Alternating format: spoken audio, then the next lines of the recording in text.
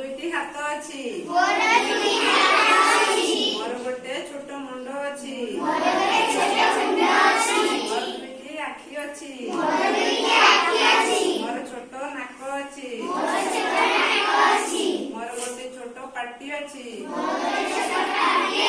ମୋର ଗୋଟେ ଓଠ ଅଛି। ମୋର ଗୋଟେ ବେକ ଅଛି।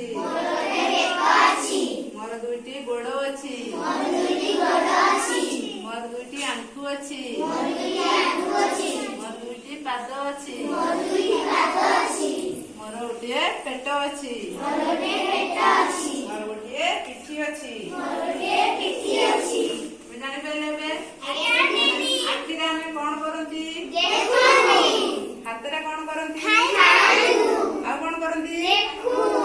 ପାଦରେ କଣ କରନ୍ତି? ଆଉ କଣ କରନ୍ତି? ପାଦରେ ଆମେ ବଲ୍ ଖେଳୁ। ପାଟିରେ ଆମେ କଣ କରନ୍ତି? ପାଟିରେ ଆଉ କଣ କରନ୍ତି? ଖାଦ୍ୟ ଚୋବାନ୍ତି ଆମେ। ବ୍ରସ୍ କର। ଦାନ୍ତ ତମର କଣ କରେ? ଜିଭ ତମକୁ କଣ କରିବାରେ ସାହାଯ୍ୟ କରେ?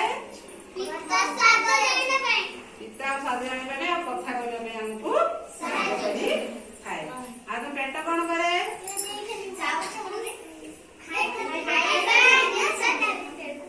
ନା, ପେଟ ଆମର ଖାଦ୍ୟକୁ ହଜମ କରିବା ଯୋଉ ପାକସ୍ଥଳୀ ଅଛି ସେଟା ଆମକୁ ସାହାଯ୍ୟ କରିଥାଏ। ବୁଝିଗଲା ଏବେ?